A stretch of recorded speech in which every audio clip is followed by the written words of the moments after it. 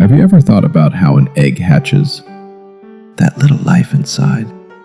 It doesn't wait for a forecast or the perfect season. When it's ready, it pushes. Soft shell, weak body, still. It pushes.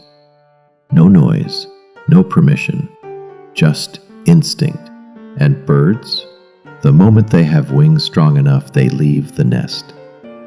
Not perfectly, not confidently, but they still jump. Matter of fact, they move when they're meant to move. And you know what happens next? They fall, because their wings are weak, because that first flight is always awkward. But they don't stop. They don't overthink it. They don't wait for guarantees. They just keep trying, day after day, falling, lifting, falling again, and eventually they fly. Why is it that we, the so-called intelligent species, grow up so afraid to fall? Is it ego? Is it fear? Or just too many voices in our heads telling us not to try? I've seen many people spend their lives waiting for clarity, motivation, waiting for things to get easier, for the right time. But that moment, that perfect alignment, never comes.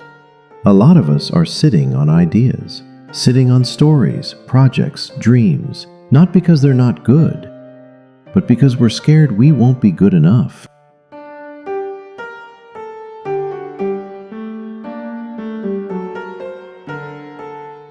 I once knew a guy, talented, thoughtful, had big ideas. He'd talk about them often. Plans, notes, sketches, all in his journals. But every time he got close to starting, he'd back off. I just need a bit more time. I'll do it when things settle. I don't feel ready yet. He said that for years. And slowly, I watched that spark in him dim. Not because he stopped caring, but because he waited too long. He waited for the feeling to come, instead of choosing to move. You see, that's what no one tells us. Readiness isn't a feeling, it's a decision. No one starts confident. No one starts clear. They just start. Shaky hands, racing thoughts, small steps. But they start anyway. And that's the difference. Some people wait for the path to feel safe, even foolproof.